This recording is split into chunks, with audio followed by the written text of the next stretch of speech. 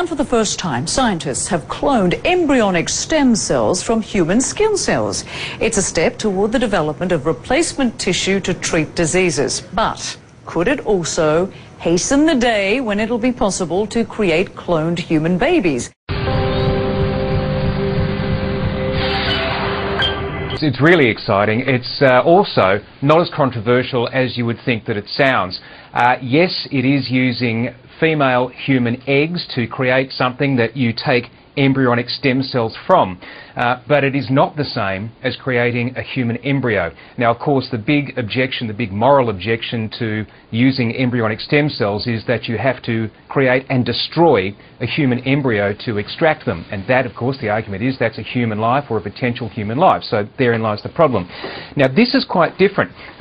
What you're doing is essentially taking that human egg and stripping out the DNA that's in it.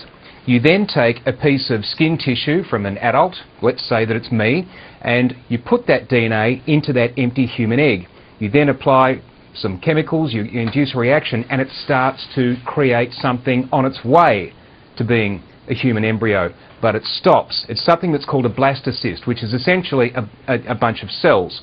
Now, it doesn't become an embryo. It can't form a fetus unless it is put into a human womb. Obviously, that doesn't happen. And even if it was, the scientists say it's still missing some components, so it is never going to be a potential human being. But what it does become, and what the scientists say they have been able to do, is extract embryonic stem cells, those remarkable cells that, of course, can turn themselves into anything, into bone cells, skin cells, heart cells, brain cells, and of course things like spinal cord cells. And this is where it gets really exciting and really interesting, because not only do we have a potential source of these cells, which is not as controversial as it once was, but also they would be absolutely genetically tailored to each individual person. If they come from my skin cells, then they obviously are not going to be rejected by my body. They should be a perfect fit. Now, there's obviously a long, long way to go. It's a breakthrough that's just been announced and it's just happened. And of course, there are still some moral discussions that are to be had on this. But it is a very interesting piece of research, and there's going to be a lot of discussion about it.